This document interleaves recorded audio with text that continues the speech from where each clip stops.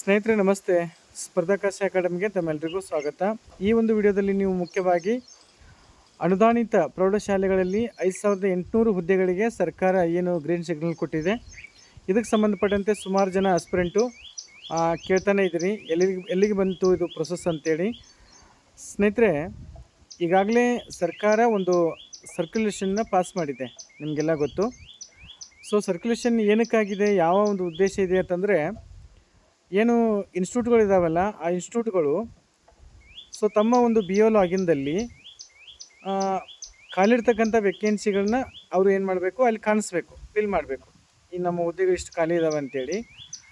ಅದಾದಮೇಲೆ ಅದು ಏನಪ್ಪ ಅಂದ್ರೆ ಪ್ರೊಸೆಸ್ ಮುಗಿದಾಗಿದೆ. ನೆಕ್ಸ್ಟ್ ಏನಪ್ಪ ಅಂತಂದರೆ, ಈಗ ಸ್ಕೂಲ್ಗಳಿಗೆ ವೆರಿಫೈ ಮಾಡಲಿಕ್ಕೆ, ವೆರಿಫಿಕೇಷನ್ಗೆ ಏನಪ್ಪ ಅಂದ್ರೆ ಸರ್ಕಾರ ಬರ್ತಾಯಿದೆ, ಅಂದರೆ ಎಡಿಟ್ಗೆ ಬರ್ತಾಯಿದೆ.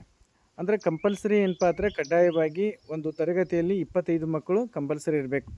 ಅಂದರೆ ಹೈಸ್ಕೂಲ್ ಇತ್ತಂದರೆ 8th 9th 10th ಒಟ್ಟು 75 ಮಕ್ಕಳು, ಪ್ರತಿಯೊಂದು ತರಗತಿಗೆ 25 ಮಕ್ಕಳು ಕಂಪಲ್ಸರಿ ಇರಬೇಕು ಇದೇ ವರ್ಷದ ಒಂದು ಅಕಾಡೆಮಿಕ್ ಇಯರಲ್ಲಿ. ಸೊ ಕಂಪಲ್ಸರಿ ಅದು ಇದ್ದಾಗ ಮಾತ್ರ ಅಪ್ರೂವಲ್ ಸಿಗುತ್ತೆ. ಸರ್ಕಾರ ಈಗ ಆಲ್ರೆಡಿ ಏನಪ್ಪ ಅಂತ ಸರ್ಕ್ಯುಲೇಷನ್ ಸ್ಟಾರ್ಟ್ ಮಾಡಿದೆ. ಮ್ಯಾನೇಜ್ಮೆಂಟ್ ಲಾಗಿಂದವರು ಈಗ ಆಲ್ರೆಡಿ ಆ ಹುದ್ದೆಗಳನ್ನು ಕಾಣಿಸ್ಬೇಕು, ಫಿಲ್ ಮಾಡಬೇಕು. ಅದಾದಮೇಲೆ ವೆರಿಫೈಡ್ ಆದಮೇಲೆ ಸೊ ಸರ್ಕಾರ ಪೇಪರ್ ನೋಟಿಫಿಕೇಷನ್ಗೆ ಅವಕಾಶ ಮಾಡಿಕೊಡುತ್ತೆ. ಆವಾಗ ಏನಪ್ಪ ಅಂದ್ರೆ ಅಲ್ಲಿಂದ ಮ್ಯಾನೇಜ್ಮೆಂಟು ಏನು ಮಾಡುತ್ತೆ, ಒಂದು ಹುದ್ದೆಗೆ 10ರಷ್ಟು, ಅಂದರೆ 1:10 ಒಂದು ಹುದ್ದೆಗೆ 10 ಕ್ಯಾಂಡಿಡೇಟ್ಸ್ಗಳನ್ನ ಇಂಟ್ರ್ಯೂಗೆ ಕರೆಯುತ್ತೆ. ಎಲ್ಲ ವೆರಿಫಿಕೇಷನ್ ಡಾಕ್ಯುಮೆಂಟು ಅದೆಲ್ಲ ಇರುತ್ತೆ, ಪ್ರೊಸೆಸ್ ನಾರ್ಮಲ್ ಪ್ರೊಸೆಸ್ ಇರುತ್ತೆ. ಅದಾದಮೇಲೆ ಫೈನಲ್ ಮಾಡಿ ಬಿ ಒ ಲಾಗಿನಲ್ಲಿ ಮ್ಯಾನೇಜ್ಮೆಂಟ್ ಏನಿರುತ್ತಲ್ಲ, ಅದು ಬಿ ಒ ಲಾಗಿನಲ್ಲಿ ಅದನ್ನು ಅಪ್ಡೇಟ್ ಮಾಡಿ, ಯಾರು ಸೆಲೆಕ್ಟ್ ಮಾಡಿರ್ತಾರಲ್ಲ ಅದನ್ನು ಅಪ್ಡೇಟ್ ಮಾಡಿ, ಸೊ ಮುಂದಿನ ಪ್ರೊಸೀಜರಿಗೆ ಸರ್ಕಾರ ಕಳಿಸ್ಕೊಡುತ್ತೆ.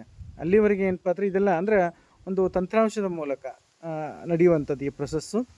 ಈ ಬಾರಿ ಭಾಳ ಪಾರದರ್ಶಕವಾಗಿ ನಡೆಸ್ತೀವಿ ಅಂತ ಹೇಳ್ತಾ ಇದ್ದಾರೆ. ಬಟ್ ಪಾರದರ್ಶಕ ಅನ್ನುವಂಥದ್ದು ಇದರಲ್ಲೆಲ್ಲ, ಅಂದರೆ ಏನು ಫೈಲ್ ಮೂವ್ ಆಗಬೇಕಾದ್ರೆ ಸಾಕಷ್ಟು ಭ್ರಷ್ಟಾಚಾರ ನಡೀತಿತ್ತು, ಅದನ್ನು ಕಡಿವಾಣ ಹಾಕಬೇಕು ಅಂತೇಳಿ ಒಂದು ಸಪ್ರೇಟಾಗಿರ್ತಕ್ಕಂಥ ಸಾಫ್ಟ್ವೇರ್ನ ಬಿಲ್ಡ್ ಮಾಡಿ, ಸೊ 5800 ಹುದ್ದೆಗಳಿಗೆ ಈಗ ಸರ್ಕಾರ ಗ್ರೀನ್ ಸಿಗ್ನಲ್ನ ಕೊಟ್ಟಿದೆ. ಮತ್ತು ಪ್ರೊಸೆಸ್ ಏನಪ್ಪ ಅಂದ್ರೆ ಈಗ ಆಲ್ರೆಡಿ ಏನಪ್ಪ ಅಂದ್ರೆ ಆರಂಭ ಆಗಿದೆ. ನೀವು ಯಾವ ಸ್ಕೂಲ್ಗಳಿಗೆ ಟೈಪ್ ಆಗಿರ್ತೀರಿ, ಆ ಮಕ್ಕಳ ಸಂಖ್ಯೆ ಎಷ್ಟು, ಆಮೇಲೆ ಆ ಸ್ಕೂಲ್ದು ಮ್ಯಾನೇಜ್ಮೆಂಟ್ದು ಏನೇನಿದೆ, ಅಂದರೆ ಮೂಲಭೂತ ಸೌಲಭ್ಯಗಳು ಇವೆಲ್ಲ ಕಂಪಲ್ಸರಿ ಇರಲೇಬೇಕಾಗತ್ತೆ.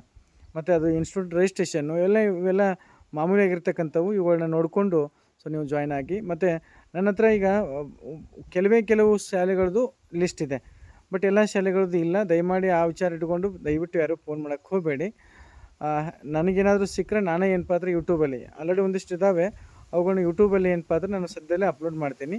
ಅಲ್ಲಿವರೆಗೆ ನೀವು ಈ ಸರ್ಕ್ಯುಲೇಷನ್ ಏನಂದರೆ ಯಾವ ಸ್ಕೂಲ್ಗಳು ಏನಾದರೂ ಸಿಕ್ಕು ಅಂದರೆ ನೀವು ಟೈಪ್ ಆಗೋದು ಒಳ್ಳೆಯದು ಅಂತೇಳಿ ಭಾವಿಸ್ತೀನಿ. Thank you so much.